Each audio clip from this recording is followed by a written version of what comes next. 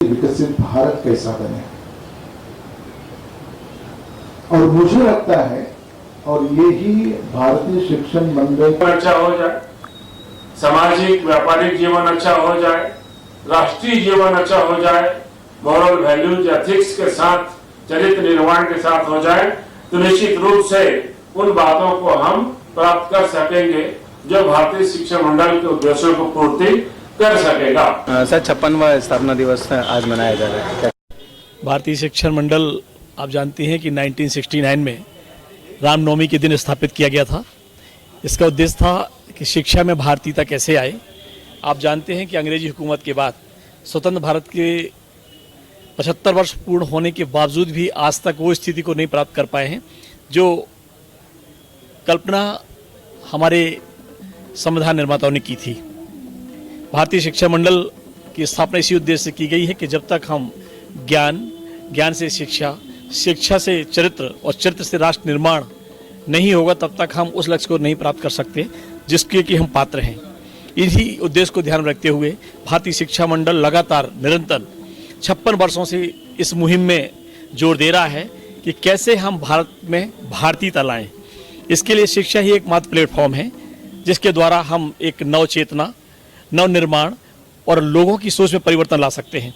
इसी उद्देश्य को ध्यान में रखते हुए पूरे देश में भारतीय शिक्षा मंडल अपना स्थापना दिवस मना रहा है। हम राष्ट्रीय शिक्षा नीति के निर्माण में भारतीय शिक्षा मंडल की 75% से ज़्यादा भूमिका रही है कि हमारा पाठ्यक्रम कैसे हो, शिक्षा पद्धति कैसी हो, मूल्यांकन कैसे हो और उसका पाठ्यक्रम कैसा हो। तो अभी भारतीय ज्ञान परंपरा का भारतीय शिक्षा पद्धति में समावेश हो, इसके लिए हमारे पाठ्यक्रम निर्माण यूजीसी द्वारा प्राथमिक से स्नातकोत्तर तक प्राइमरी, मिडिल, महाविद्यालयों में और विश्वविद्यालयों के जो पाठ्यक्रम निर्माण हो रहे हैं उसमें लगभग सभी विषयों में भारतीय शिक्षा पद्धति से संबंधित, उस विषय से संबंधित एक यूनिट हम शिक्षा पद्धति के माध्यम से ज्ञान परंपरा का जोड़ रहे हैं। तो मुझे ऐसा लगता है कि इस तरह से भारतीय शिक्षण मंडल लगातार भारत निर्माण में, देश के निर्माण में, राष्ट्र हित में लगातार परिवर्तन का जो मुहिम उसने शुरू करी है, ये निश्चित तौर पर आगे आने वाले समय में भारतवर्ष उन्नति का एक उदाहरण प्रस्तुत करेगा।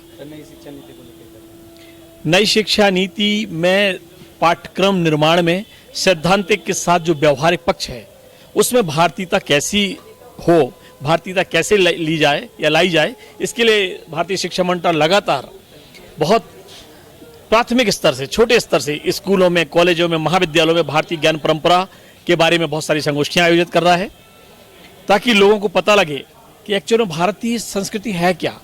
हम आज अपनी संस्कृति को, अपनी सभ्यता को छोड़ते चले जा रहे हैं। परिवार नाम की संस्था खत्म हो रही है, विवाह नाम की संस्थाएं खत्म हो रही हैं।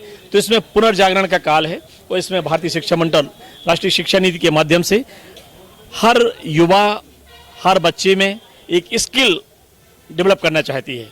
तो पाठ्यक्रम निर्माण में सैद्धांतिक के साथ साथ हम बच्चों में व्यवहारिक प्रशिक्षण कैसे लाया जाए इस दिशा में भी काम कर रहे हैं। सर एक आखिरी सवाल, अभी कुछ दिनों पहले ही एक वीडियो वायरल हो रहा था जिसमें एक ऑफिस का कर्मचारी जो कि वहाँ पे नौकरी करता है वो कॉपी जांच रहा था, तो क्या सही है या गलत? गलत है, बहुत गलत है। जो जिस योग्य है उसको वो काम देना चाहिए। तो कहीं ना कहीं बच्चों के भविष्य से खिलवाड़, बिल्कुल बच्चों के भविष्य के साथ पूरी तरह से खिलवाड़ है। भाई शिक्षक का काम शिक्षण देना नहीं है, उसका मूल्यांकन कराना भी है, उसका चरित्र निर्माण भी है। चरित्र निर्माण और व्यक्तित्व विकास के बिना भावी जीवन की चुनौतियों का सामना करने के लिए आगे आने वाली पीढ़ी तभी सक्षम हो सकती है जबकि उसको योग्य, सुसंस्कृत, संस्कारवान और सक्षम प्राध्यापकों द्वारा, गुरुओं द्वारा शिक्षा दी जाए। सर कार्रवाई सिर्फ कुर्सी और दो लोगों के ऊपर भी अन्य हुई, लेकिन कार्रवाई तो ऊपर तक होना चाहिए। ये राजनीतिक प्रश्न है, इसमें शासन प्रशासन हस्तक्षेप करेगा, इसमें मैं और कुछ नहीं कह सकता। अपना परिचय। मैं डॉक्टर नरेंद्र थापक, भारतीय शिक्षा मंडल के मध्य भारत प्रांत का अध्यक्ष हूँ, साथ ही LNCT विश्वविद्यालय का कुलपति भी हूँ। धन्यवाद। भारतीय शिक्षा मंडल का जो उद्देश्य है वो यह है कि भारतीय संस्कृति की जड़ों से पोषित भारतीय ज्ञान परंपरा को पुनर्स्थापित करना।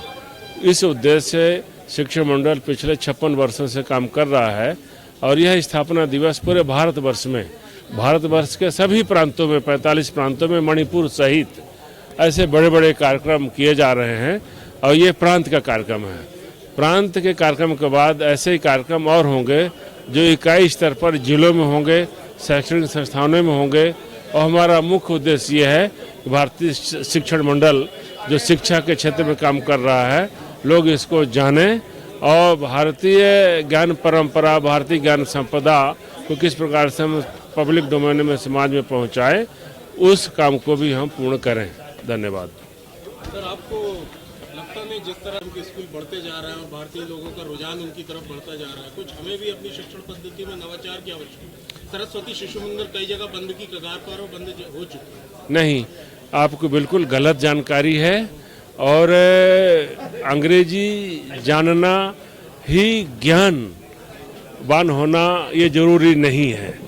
और पूरे भारतवर्ष में लगभग 40,000 से अधिक विद्या भारती के विद्यालय हैं और ये जो राष्ट्रीय शिक्षा नीति आई है इसमें त्रिभाषा फार्मूला L1, L2, L3 यानी प्राइमरी लेवल पर ठीक है मातृभाषा, फिर मिडिल लेवल पर एक भाषा और फिर एक और भाषा, वो अन्य भाषा अंग्रेजी भी हो सकती है, अन्य भाषा भी हो सकती है। और यहाँ तक कि त्रिभाषा फार्मूला में दक्षिण भारत में भी लोग बाग अपनी भाषा के साथ, अंग्रेजी के साथ हिंदी भाषा को पढ़ना पसंद कर रहे हैं। जो मीडिया में यथा कथा विरोध आता है वो सच नहीं है। विरोध करने वालों के बच्चे स्वयं हिंदी पढ़ रहे हैं, ये बिल्कुल यथार्थ है। ठीक है, कुछ और कारण होंगे, अलग विषय हैं, वो अलग विषय, वो अपना विषय नहीं है, वो अलग विषय है।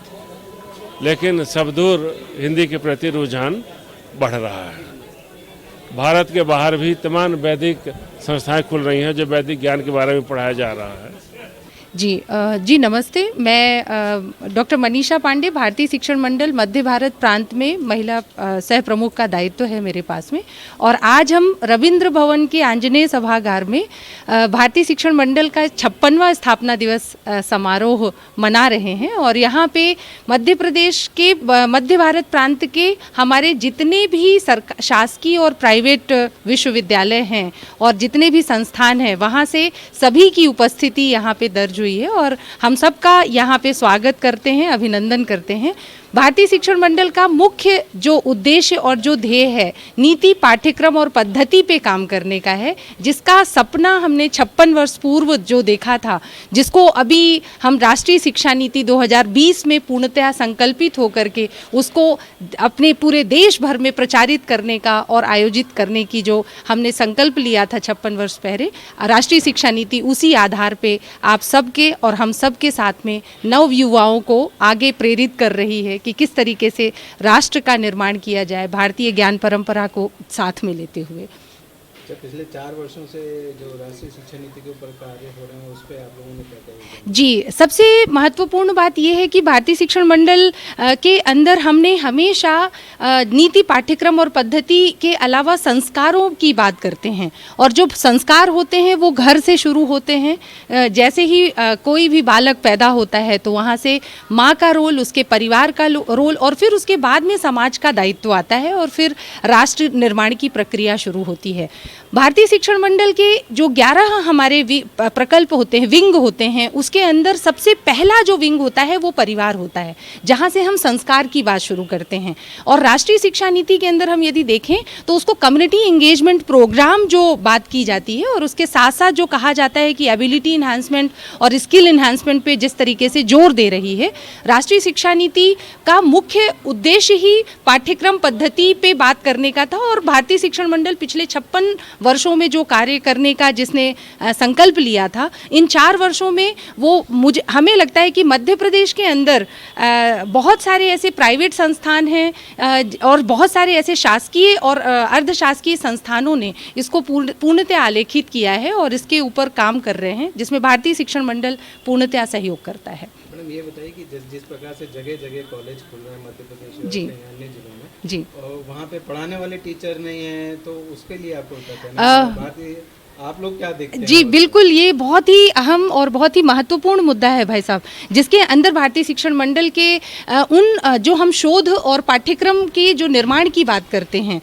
यहाँ पे एक ऐसी बात निकल के आ सकती है कि हमारे पास में वो सारे शोधार्थी भी हैं, वो सारे हमारे पास में रिसर्चर्स हैं, वो सारे नवयुवक जो अभी अध्यापन कार्य में संलग्न लोग हैं, जो जिनको विश्वविद्यालय और महाविद्यालयों से निकल करके अलग अलग क्षेत्रों में, छोटे छोटे शहरों में जा कर के अपने काम का और अपनी शिक्षा के माध्यम से युवाओं को और नव युवकों को जो आलेखित करने की जो बात की जाती है, भारतीय शिक्षण मंडल की पूरी तैयारी है, जिसमें हम उन शोधार्थियों का सहयोग लेते हैं। अभी हाल ही में हमने सांची के जो स्तूप हैं, बीजा मंडल है और बहुत सारे इस तरीके के जो हमारे ऐतिहासिक स्मारक रहे हैं और ऐतिहासिक जो विषय रहे हैं, जिनको छूने के लिए अलग अलग विश्वविद्यालयों के छात्रों का हमने एक भ्रमण भी आयोजित किया था और उसके बाद हम उनके शोध के पत्र भी उनसे हमने लिए, जिसमें सबसे अच्छी बात निकल के आई कि उन छात्रों को ये बात समझ में आ रही है कि यहाँ के युवाओं को